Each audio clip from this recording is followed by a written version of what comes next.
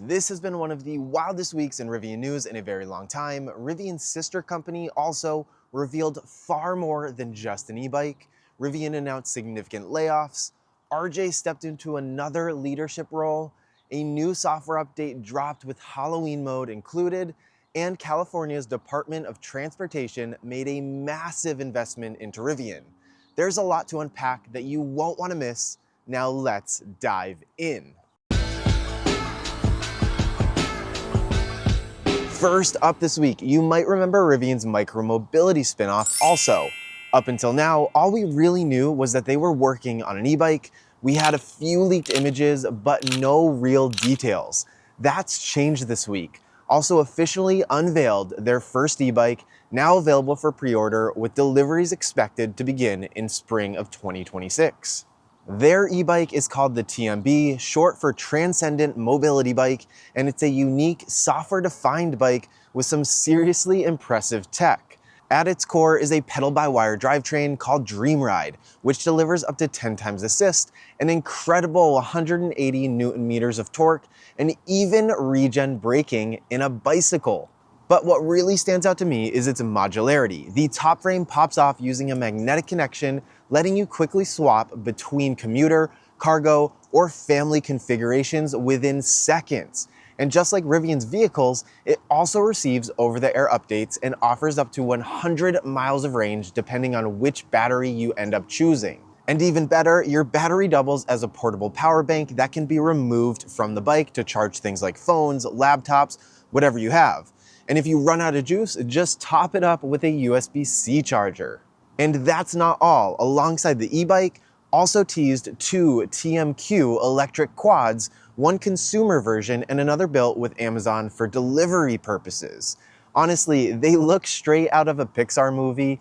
They also revealed a smart helmet called the Alpha Wave, which features built-in audio and lighting that syncs seamlessly with your bike. Now here's the big question though, what's the damage going to be on your bank account?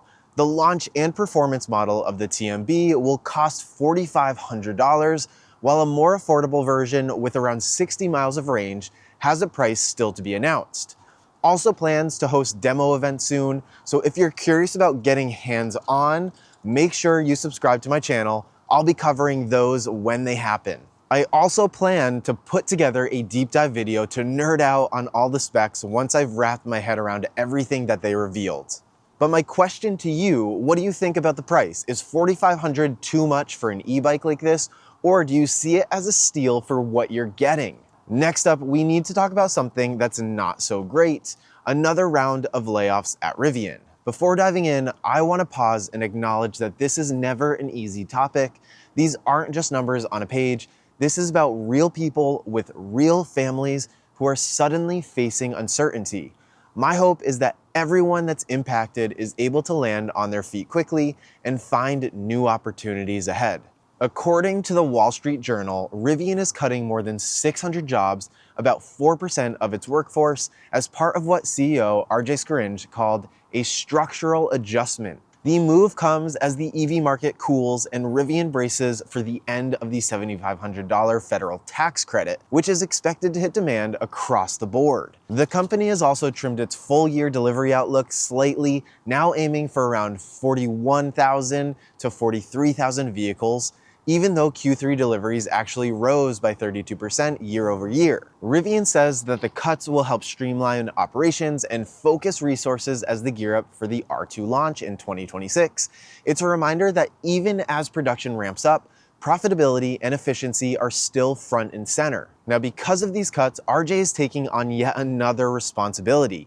In an email to employees on Thursday, he announced that he'll be stepping in as Rivian's interim chief marketing officer while the company searches for its first permanent CMO, according to TechCrunch. We're finally seeing it though, crunch time from here on out until R2 is fully launched. Next up, I want to take a quick moment to plug my last video where I did a full deep dive on this year's Halloween update.